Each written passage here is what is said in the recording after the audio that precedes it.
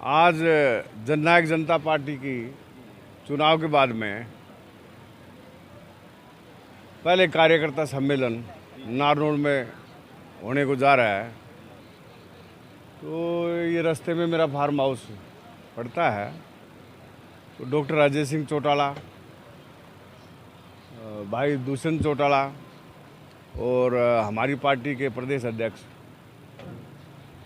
श्री ब्रज शर्मा जी यहाँ पे पधार रहे हैं और हमारे पार्टी के प्रधान राजकुमार यादव जी पहले ही विद्यमान हैं और अनेकों नेतागण और कार्यकर्ता सैकड़ों की संख्या में यहाँ पे पधारे हुए हैं और हम इंतज़ार कर रहे हैं उनके आगमन का। जैसे ही आते हैं तो जलपान के बाद में हम नारनौल प्रस्थान करेंगे। देखो, कल ही जो कांग्रेस का प्रदेश अध्यक्ष है राव नरेंद्र सिंह को बनाया है बैकवर्ड क्लास के। और आप भी बैकवर्ड क्लास से हैं, फिर भी आप स्वागत कर रहे हैं इनका पूरा। वो कांग्रेस पार्टी के बने हैं भाई राव नरेंद्र सिंह प्रदेश अध्यक्ष, और भूपेंद्र सिंह हुड्डा जी बने हैं CLP लीडर। वो 1 साल हो गया चुनाव को। अगर भूपेंद्र सिंह हुड्डा जी को ही बनाना था CLP का लीडर, तो 1 साल तक इंतज़ार करने की क्या आवश्यकता थी। उनको बिना बात 1 साल तक काय को जलील किया गया। तो ये वो हमारे एक कहावत है, अग बकरी दूध तो दे से पर मिंगन घेर के दे से। तो ये कांग्रेस का नेतृत्व सक्षम नहीं है, इनको डिसीजन मेकिंग की पावर नहीं है। आपने हमारी पार्टी का देखा होगा कि फटाफट सारे कार्यकारिणी उन्होंने घोषित कर दी, कार्यक्रम चालू हो गए। तो कांग्रेस में कई गुट हैं और उनके हार का कारण ही मुख्यतः गुटबाजी रहा, या ये रहा कि हुड्डा साहब जेल जाने से डर गए और कंप्रोमाइज़ कर लिया अंदर खाने बीजेपी से और बीजेपी की सरकार बन गई। वरना मीडिया में, अखबारों में, लोग आम चर्चा में तो कांग्रेस की सरकार बनने की संभावना थी पिछले चुनाव से पहले। सर, अभी तो चुनाव को 4 साल, 1 साल को ही होने को है। अभी आपसे जैसे जेजेपी अपना संगठन मजबूत करने के लिए सम्मेलन नहीं, हमारे तो कार्यक्रम चालू हैं। चौधरी देवीलाल का परिवार ऐसा परिवार है जो कभी खाली नहीं बैठता है। वो जनता जनार्दन के बीच में रहते हैं और हमारे कार्यकर्ता भी, हमारे कार्यकारिणी के सदस्य भी, वो रोज़ ही सामाजिक कार्यक्रमों में, नाना प्रकार के कार्यक्रमों में जाते हैं। तो हमारा जन जागरण अभियान हमेशा ही चलता रहता है। हम समाज के बीच के रहने वाले लोग। ये हमारा जनसंपर्क अभियान पूरे प्रदेश में है। चीन से स्टार्ट हुआ था परसों, कल भी जज्जर में था, आज इंदरगढ़ डिस्ट्रिक्ट में है। पहले सब डिस्ट्रिक्ट हेडक्वार्टर्स पे है, उसके बाद लोग हेडक्वार्टर पे करेंगे, कॉन्स्टिट्यूंसी वाइज करेंगे।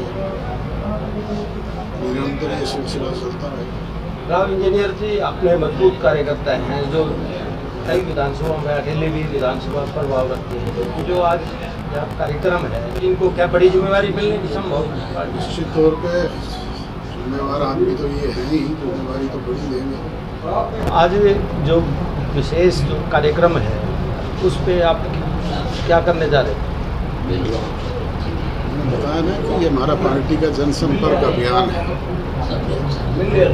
और लोगों को बदलाव के लिए तैयार कर रहे हैं। सर, पिछले जो चुनाव हुए विधानसभा के, उसमें जेजेपी पार्टी थोड़ी सी कमज़ोर पड़ी, एक भी सीट नहीं आई। तो आगे आपकी क्या रणनीतियां हैं उसको लेकर?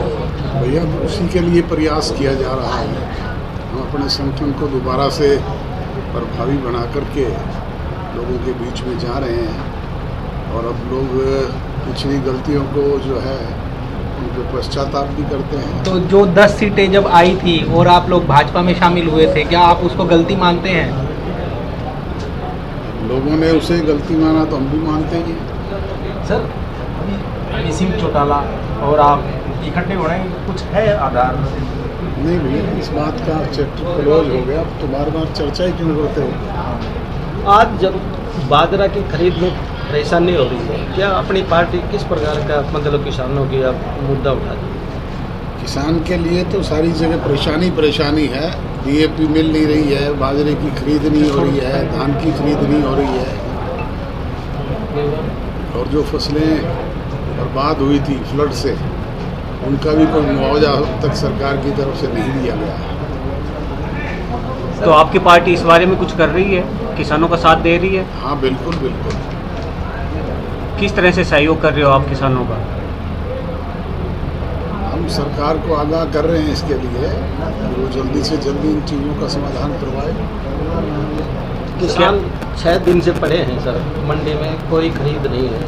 और अब इस पार्टी का क्या जिला सतर पर क्या विरोध प्रदर्शन होगा या हो रहा है, क्या कर?